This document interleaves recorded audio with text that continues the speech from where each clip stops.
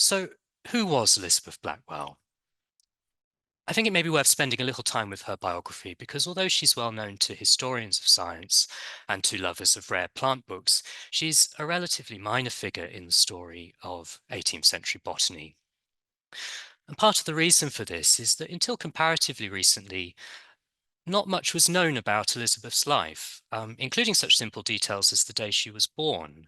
When I first began reading about Blackwell and her work, most biographies and encyclopedia entries gave her date of birth rather feebly as sometime around 1700, and also asserted that she was a Scotswoman from the prominent Blackcree family of Aberdeen merchants. However, thanks to the diligent and groundbreaking work of a scholar called Janet Stiles Tyson, who I'm indebted to in all sorts of ways, we now know that these details are not accurate. In fact, Elizabeth Blackwell was born Elizabeth Simpson on April 23rd, 1699, St. George's Day, not in Aberdeen, as had long been assumed, but not so far from where we are now. She was born in the parish of St. Mary Woolnoth in the city of London, which is very close to where Bank Underground Station is now. Her father, Leonard, was a painter, and Elizabeth recalls in a preface to a unique copy of the Herbal held at Duke University that during her childhood she was surrounded by many agreeable objects, in her own words, and that from infancy she showed an inclination to imitate pictures.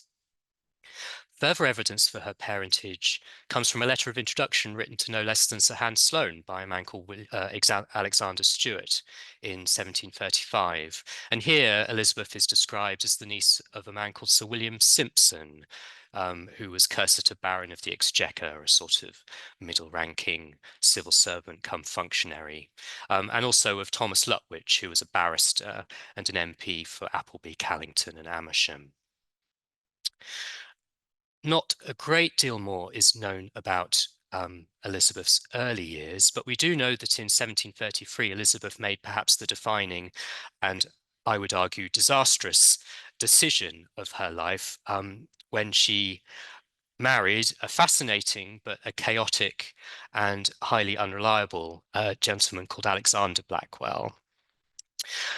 Alexander Blackwell came from a well-heeled family, being the son of Thomas Blackwell, the principal of Marischal College in Aberdeen. And it's probably here, actually, that the confusion over Elizabeth's birthplace first arose. Later writers appear to have mistaken Elizabeth Blackwell for Alexander's second cousin, Elizabeth Blackcree. And this, in fact, leads to all sorts of fanciful tales of a scandalous and borderline incestuous marriage conducted in secret between two second cousins. In fact, Alexander and Elizabeth were married perfectly respectably in the chapel of Lincoln's Inn, again, here in London. But if the circumstances of their meeting were unremarkable, Elizabeth and Alexander's later life together could come straight from a Fielding novel. Elizabeth and Alexander married while he was working as a corrector of print, that is to say, a sort of proofreader of a printer's work. But it's clear that at some point in the early 1730s, Alexander attempts to set himself up as a printer in his own right. Printing was a protected and licensed profession in the 18th century with a compulsory apprenticeship, which Alexander had never received, and a powerful controlling guild. Alexander lacked the requisite training and so faced punitive legal action that swiftly bankrupted the young couple. And by 1735, Alexander is said to have been incarcerated for debt. Some sources say that Alexander was imprisoned in Highgate, but I've been unable to trace this prison. I'm very happy for people to put me right on this point, but I've not been able to find clear records for his presence there.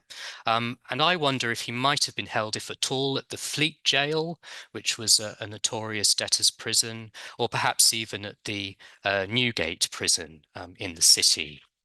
And here's a little engraving of Newgate as it was.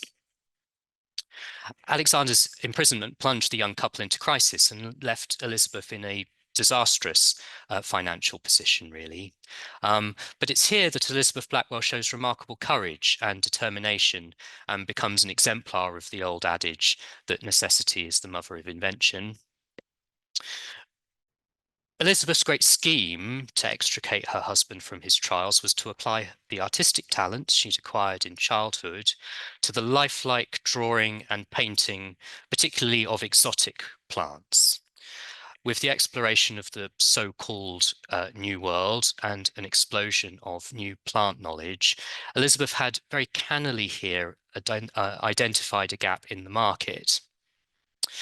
And encouragement came very readily from across the botanical and medical establishment, from Sir Hans Sloane, as described previously, but as instrumentally, I think, from an apothecary called Isaac Rand, who was the director of the Botanical Garden at Chelsea from 1724. And we'll see the really quite fulsome, full-page dedication to Rand in the book in just a moment.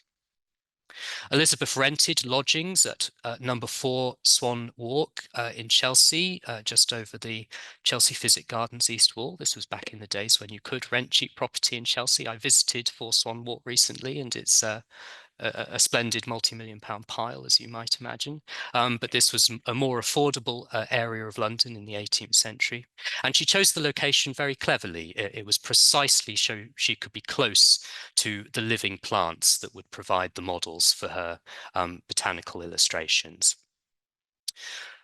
Throughout her work, she was assisted by another well-known figure from Chelsea, Joseph Miller, who was the chief gardener there from 1722 until shortly before his death in 1771.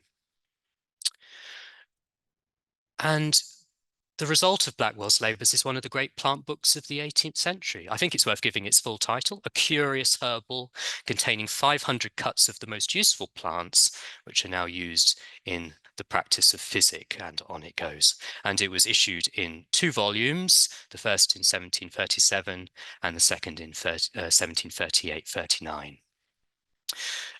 An imposing production, as we will see shortly. The illustrations and the explanatory text were issued to subscribers in installments.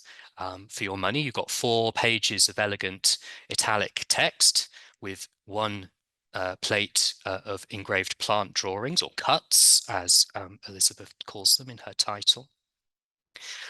The Curious Herbal is distinctive among 18th century plant books in that every textual element, bar the title pages, is engraved rather than composited. And you can see a really beautiful example of what I'm talking about here. At this period, it was very common for scientific illustrations of plants, animals, and other subjects to be painstakingly engraved on copper plate, but the accompanying text was nearly always rendered in the movable type that had been in use in Europe since the 1450s. But Blackwell's work is produced in hand-cut copper plate throughout, the explanatory text and the images all engraved. And this gives the volumes, to my eye, a really wonderfully handmade quality, with the engraved text providing a charming facsimile of Elizabeth's handwriting, or at least a very fair copy of her handwriting. But the main attraction of the books are, of course, the plant drawings, and we can see some examples of those here. The books are evidence of Blackwell's incredible industry. There are 500 engraved plates in the books. They were cut by Blackwell herself, and then in many cases laboriously hand-coloured also by Blackwell. It's not known how many copies of the Herbal were produced, but over 100 now survive in institutional libraries in the UK and around the world, indeed. And so a print run in the low hundreds is not an unreasonable estimate. Doing the arithmetic, there are certainly hundreds, perhaps even thousands of hours of effort invested in these volumes. And I think this tells you something about Elizabeth's incredible grit, determination, and her simple capacity for hard work and self-discipline. If if Blackwell didn't have enough to do, she also undertook all the bookkeeping and the accounting of sales for her project. And she also oversaw a very canny marketing campaign directed at influential botanists, scientists, and scientific institutions. The first volume of the Herbal features an eye-catching commendation from the Royal College of Physicians, sadly lacking in our copy. And also the dedication to Rand. And in an era where personal patronage was an important instrument in the funding of scientific publication, this was a very diplomatic move on Elizabeth's part. Other fulsome dedications include those to Professor John Johnston, who was Elizabeth's uncle by marriage and a professor of medicine at Glasgow University, and also Richard Mead of the Royal College of Physicians, and of course, Rand again, the botanist apothecary at Chelsea. Word of her efforts stretched far and wide. Complimentary chatter in botanical circles saw discussion of Elizabeth's book reach our own Carl Linnaeus in Uppsala in 1739. This is a letter preserved in the archives of Uppsala University from a Swiss botanist called Albrecht von Haller, and he alerts Linnaeus to the publication of a new Herbarium Curiosum in London. It's only a very passing reference, but there is a brief note, marginal note in Linnaeus's hand that suggests that the title might have piqued his interest. There is no copy of the Curious Herbal in Linnaeus's private library, which is of course held in large part at the Linnean Society. So it doesn't look like Linnaeus put his hand in his pocket and bought a copy, but he does seem to have been aware of it at least.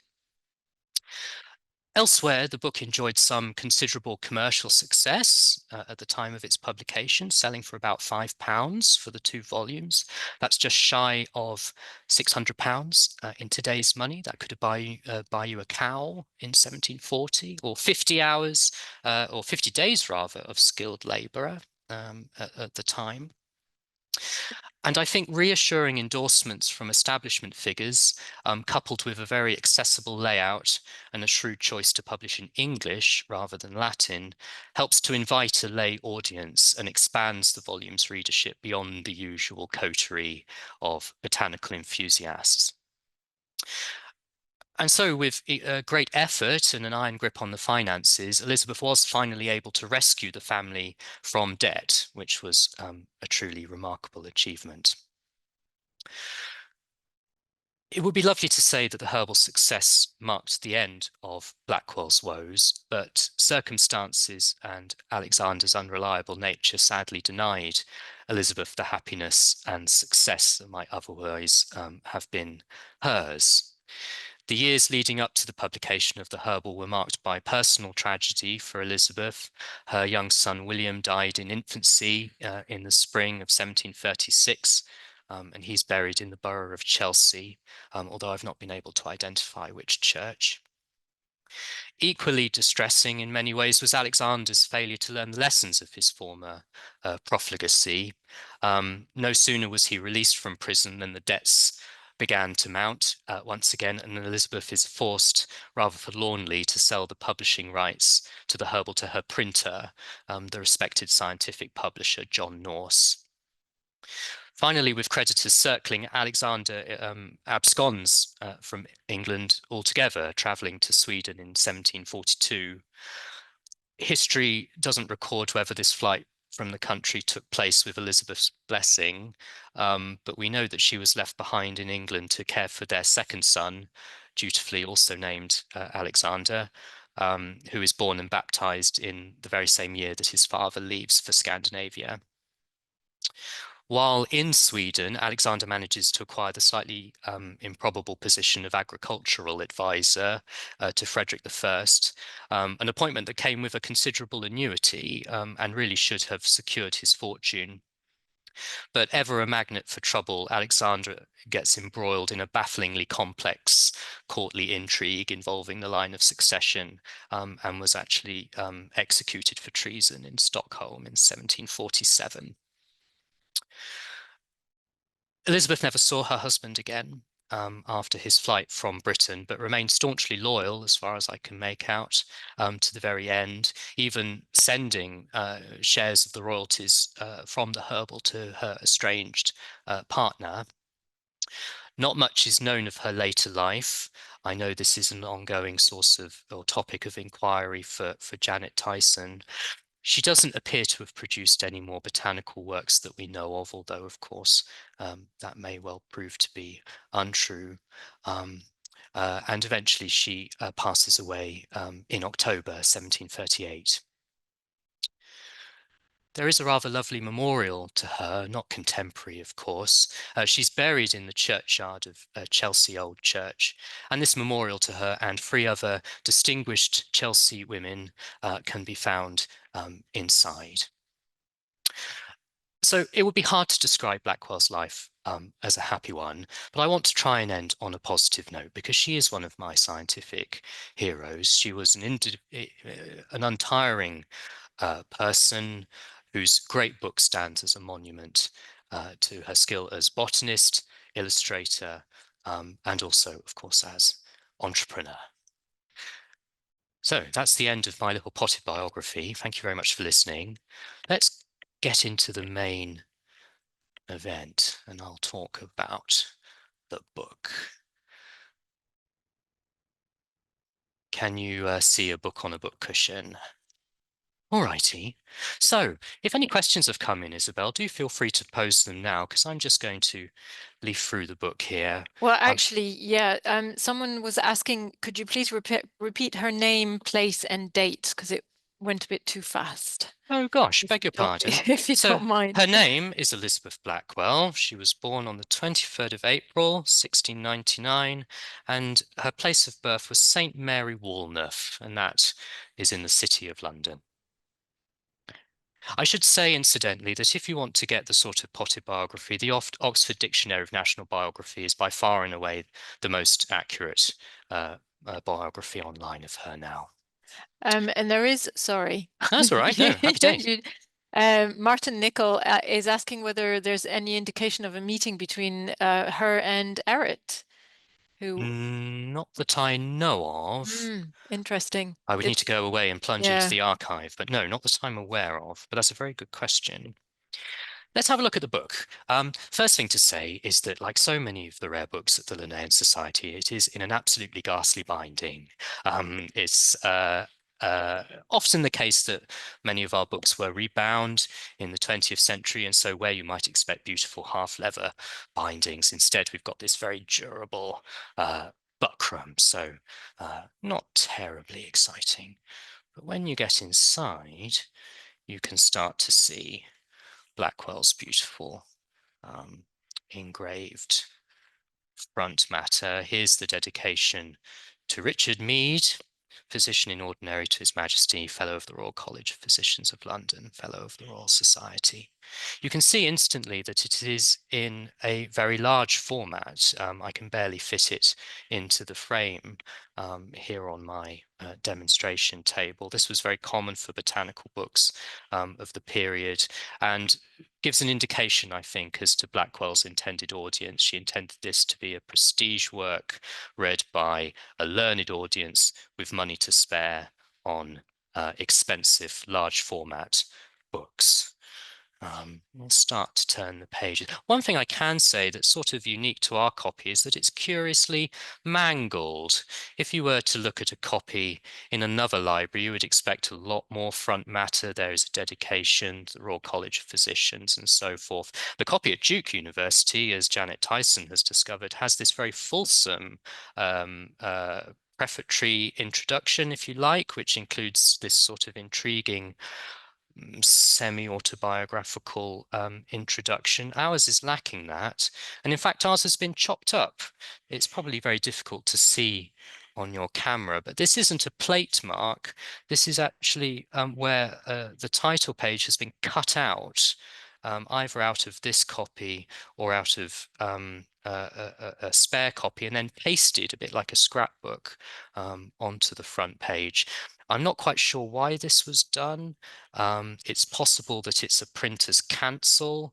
This was an imperfect copy, and this is perhaps John Norse, the printer, cannibalizing other copies to make up one that's suitable for sale. but it is oddly messed around with, and I think that rather adds to its charm. And then, of course, we can start to see Blackwell's beautiful engravings, and you can start to see the rhythm of the book and how it was a part work issued in installments. So we have 4 plates of plant drawings, and then the copper plate exegesis, if you like, all very carefully labeled up, not just descriptions of the plants, but also their appearance in situ. And of course, because this is a herbal, it is an apothecary's text, very brief remarks on the sort of various ailments of the 18th century that they might be efficacious for. And you can start to see as it goes on that this pattern of 4 plates to a printed text continues. One thing that you might notice straight off the bat, particularly when you think back to the illustration I showed in my PowerPoint presentation, is that our copy is uncolored. Many copies of the herbal were coloured, many of them coloured by hand by Elizabeth herself. Ours is uncoloured, and I've been sort of trying to puzzle out why this might be, because actually it's something of a recurring feature in the rare books collection here at the Linnean Society, that our botanical books are often not adorned with colour. And I wonder if this might be traced back to a sort of enduring suspicion among traditional botanists and taxonomists of the Linnaean school of colour. If we go back to Linnaeus himself, to Philosophia Botanica, I've actually got a copy of the book here with me. He says that colour within the same species is remarkably sportive, and so is of no value in definitions. And he goes on to say this is very clearly shown in the variations of colour in domestic animals.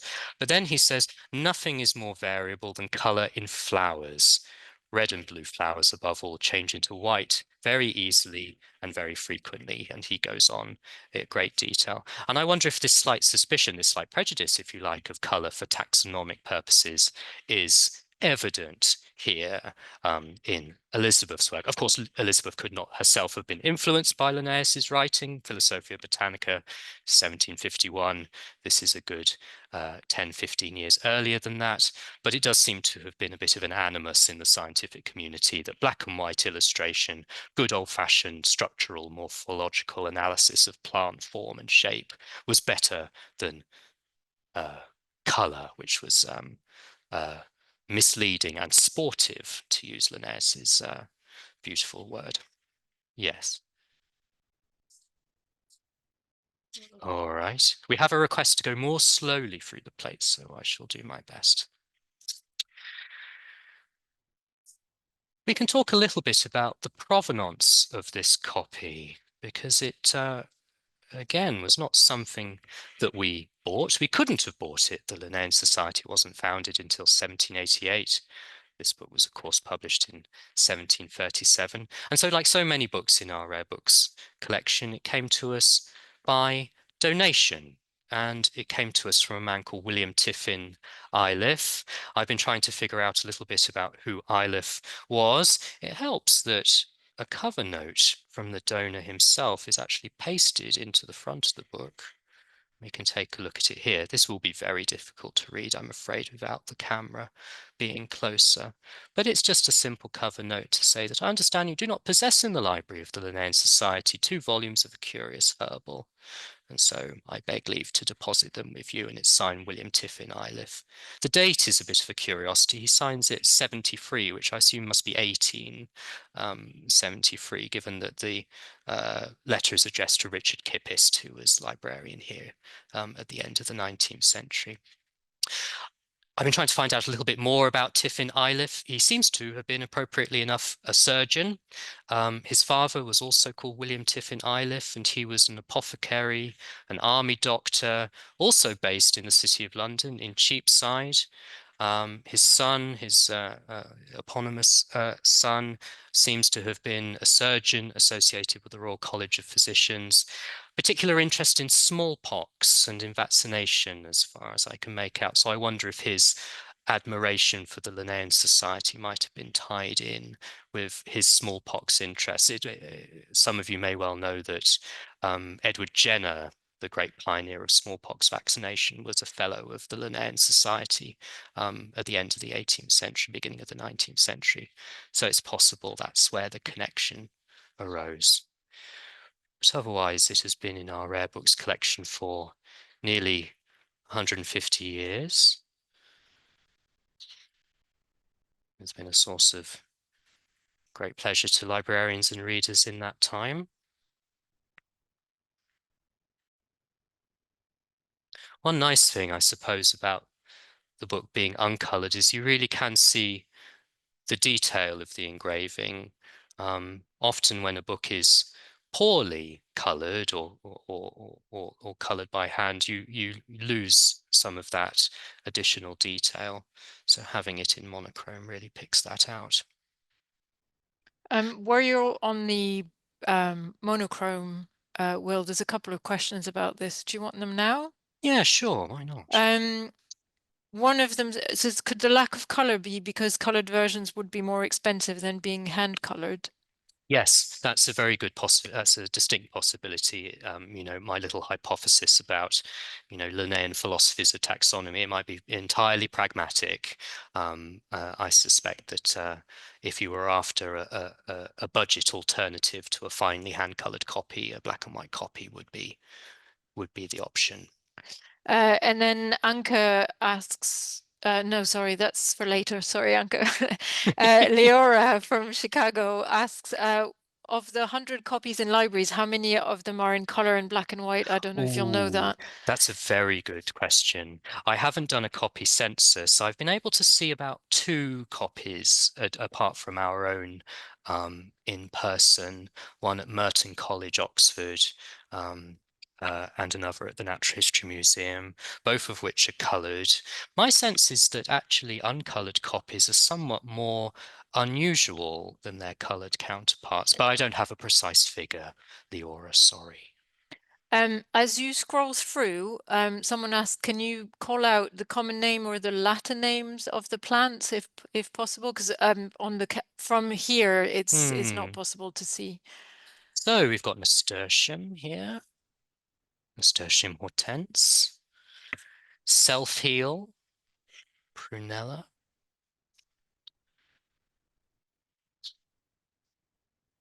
honeysuckle, a favorite garden plant, of course, larkspur, Yeah, someone asks, can all the plants she illustrated still grow at the garden? goodness me. Yeah. I'm the wrong person to ask, not being a gardener. Um, I don't know. I shall return to Chelsea and ask them how many of these species are still capable of being grown.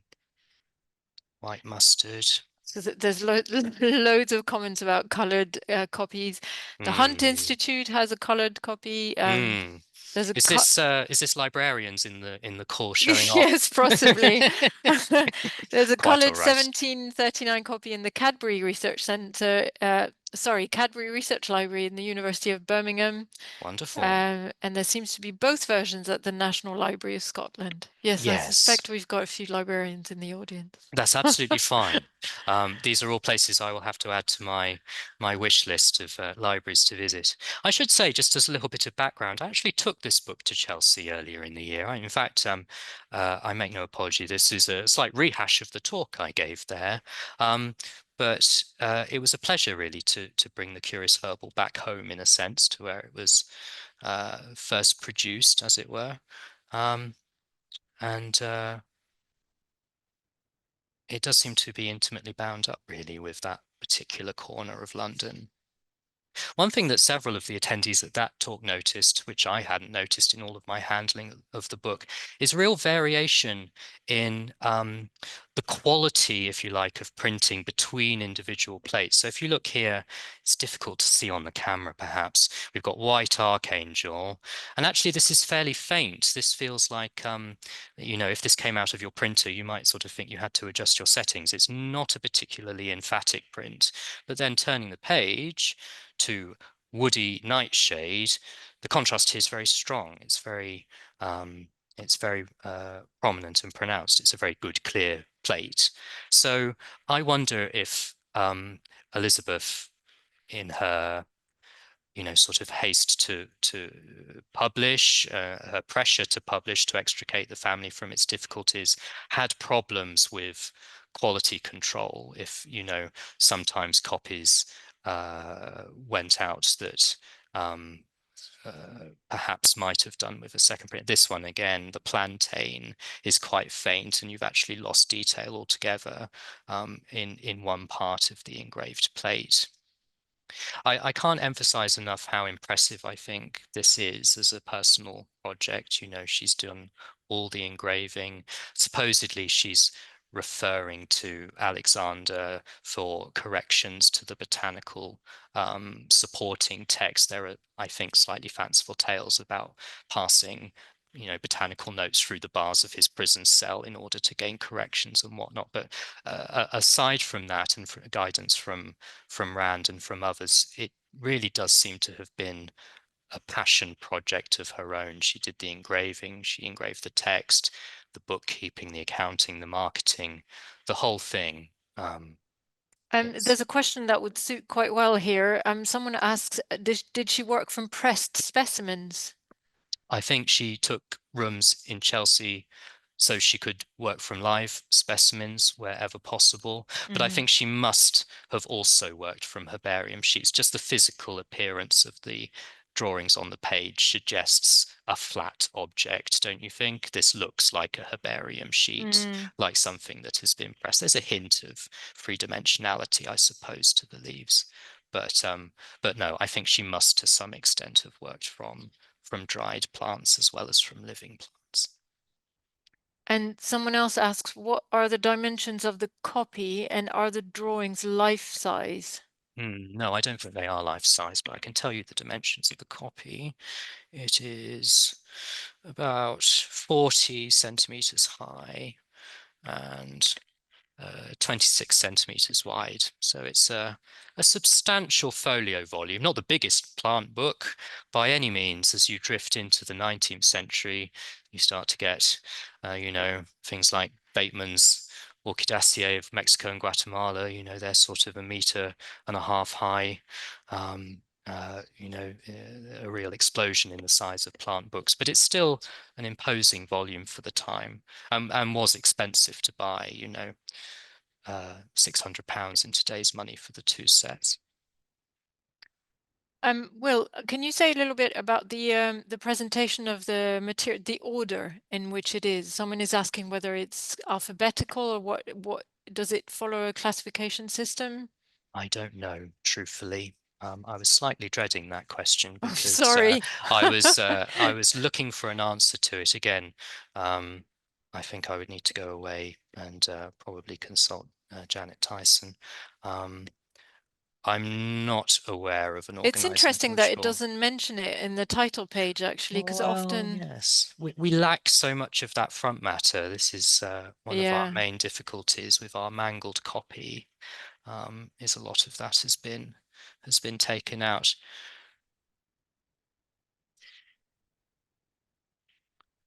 So there we are. I've I've, got quite a few more questions whenever you're ready. yeah, for sure.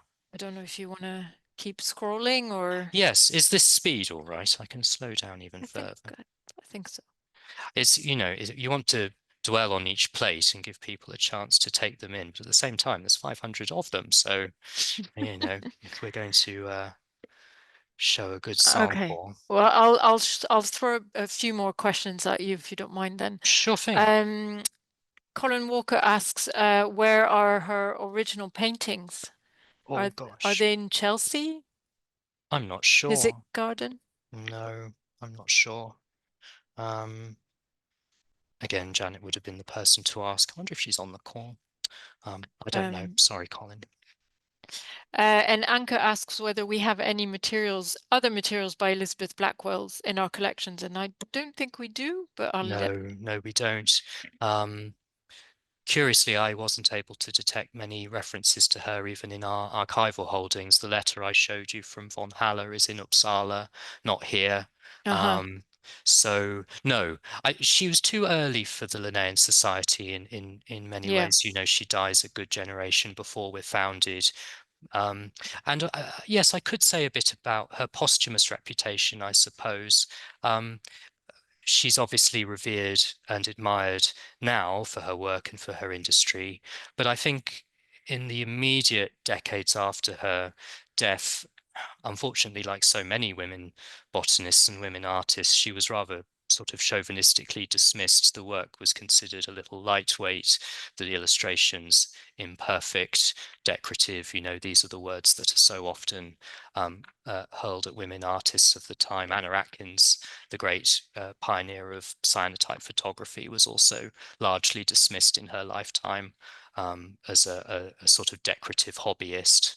Um, so I wonder if the founding of the Linnean Society possibly coincided with that period where she wasn't really fully recognized for her gifts. And in the same vein of material surviving from hers, someone asked, do any of the copper plates survive? No, I don't believe they do. I'm very happy to be corrected, but I'm not aware of any of them surviving. As I say, the project for Elizabeth was a success in some ways, but ultimately a financial failure. Her husband fell back into debt and she had to sell all of the unsold copies back to the printer, John Norse. I wonder if at that time she might also have surrendered rights to the plates and thereafter their fate is unknown. I'm very happy to be corrected on that. I'm going out on a bit of a limb, but I'm not aware of them. Um, Someone is asking whether there's a digitized version available. I'm not entirely sure, but check the Biodiversity Heritage Library. Yes, there is a copy on Yeah, BHL. I'm not sure and which copy it is. It might be the Missouri Botanical Garden copy. I often is, really yeah. want to see this Duke Library copy. The Rubenstein Library, I think, is the name. This is the one with the unique preface with the sort of potted memoir. I'm not sure if that's been photographed and published yet. I think it might still be in gestation, but that would be really interesting to see. Yeah, so for anyone who wants to see the plates and the name of the plants that Will is going through, check Hmm, out the digitized version. There seems to be um, a lot of them online. Someone else says there's one at the National Library of Scotland as well. very good. Will, could you repeat the name of the donor to the Linnean Society? The It's name a, who? it's Yep. a fine name. William Tiffin Iliff. Iliff is spelled Iliff. There's a famous Iliff family. I think they're based in Cambridgeshire. They're sort of newspaper proprietors now. I don't know if that's a distant branch of the family, but yes, this set of the Iliffs appear to have been doctor surgeons. Um, I was confused by the date initially on that cover note tipped into the front because it says 73, and I thought, well, can't be 1773. That's too early for the Linnean Society. But all the records I found for William Tiffin Iliff had him dying in 1830, so 1873 would be Mm. far too late. But I think he had a son, and I think his oldest son took his full name. So I think that's who gave us the copy. And of course, we can look into our archive and maybe find out a bit more about William. Um, Can you repeat? I think you have said it, but there's been a lot of information. Um, hmm. can you repeat what the commentary for each plant consists of? So they're very brief, as you can see. They're usually just a paragraph or so. There's a given name for the plant and then um, a binomial. And then a brief description of the plant, its physical appearance when it's alive and in situ, the habitats where it grows, the times of its flowering, and then it really gets into the medicinal uses of the plant. And these are actually rather charming, um, uh, so the orchid is a stimulus to venery. I think we all know what that means, and the various ways in which it might be prepared, made up into unguents and potions and so forth. There are references to other authors, so Dioscorides is mentioned here, also Theophrastus and Pliny. So she is attempting a sort of scholarly cross-referencing here, drawing on these great authorities out of antiquity. That's a wonderful plate. I think I used that in the introduction to an article I wrote about Blackwell some time ago. That's the hollyhock, one of my favorite plants. I Um, I really loved the engraved text. Everyone loves the illustrations, of course, because they're so charming. But I think yeah, this I is mean, that's interesting you say that, Will, because one of our earliest comments, which I still haven't got to, is from Tracy Bush, who says, I was so pleased that you mentioned the handwritten type, as there is still quite a prejudice against it in fine press books. As it hmm. was what Blake used, maybe there is a link to the originality of the content rather than being a trade printing. That's right. I hadn't thought of the Blake comparison. That's actually rather neat. Yes, that's sort of handmade quality. Obviously, these aren't illuminated books in the sort of grand project of Songs of Innocence or whatever, but it feels very similar and it feels very handmade, and individual. Even though this is a mechanical object, it has been made in a printing press. It still retains that slightly naive quality, which I think is really lovely. The questions keep on coming. Oh my. I'm not sure we'll get through all of them. Joanne Stone says, regarding the quality of the print of the plates, where you said it kind of varies, for example, the Hmm. plantain, she says, she asks, have the plates in other volumes been compared to see if the Hmm. quality was the same? Because it could be a fault of the printer on that sheet. Yes, that would be a really lovely thing to do. The physical difficulties of getting two copies together have prevented me from doing it, but it would be fascinating to see two copies uncolored side by side, and then we can detect whether those flaws are repeated in different copies, whether the quality of the impression improves or worsens between copies. We might even be able to hypothesize where in a print run a particular plate appeared, as the quality deteriorates. That would be a lovely bit of old-fashioned bibliographic work to do. And if I ever find time, I might I might do it. There's a couple of other questions about the text. First of all, is the name of each plant translated into a number of languages on No, each plate? so we have a common name in English, and then we have a binomial in Latin. Isabel, you're better at Linnaeus's chronology than me. This is Well, too actually, early yes, it for is. That's another question, actually. Did she use these are. binomials throughout? I think these are Linnaean binomials, aren't they? Or is it too early? It's too early. Yeah, 1753 is the earliest. they're binomials in the sense that they're a two-part name in Latin, but they're not Linnaean binomials, seems to be the consensus. Yeah, I think binomials were used before, but inconsistently, so it's quite Hmm. interesting.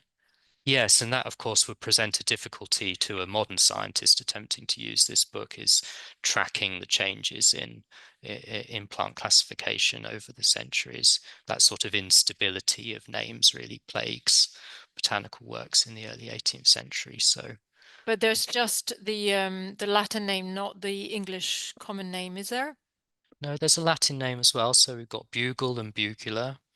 Okay, so you Um, do have the common, Yes, yeah. that's right. And I should say in these little captions, there is quite a bit of, well, a little bit of supporting apparatus. So they are botanical drawings. We have the main body of the plant, but then we do have the seeds, and the seed vessel here. And these are carefully numbered. And then a little key is provided in the Hmm. caption at the bottom. So she clearly intended for this to be a working plant book, a resource for people to use. I've got two comments left. one just stating that there's a later German edition, Yes, that's right. 1747 in square brackets, so to 1773. That's right. That's true, isn't it? I think TREW.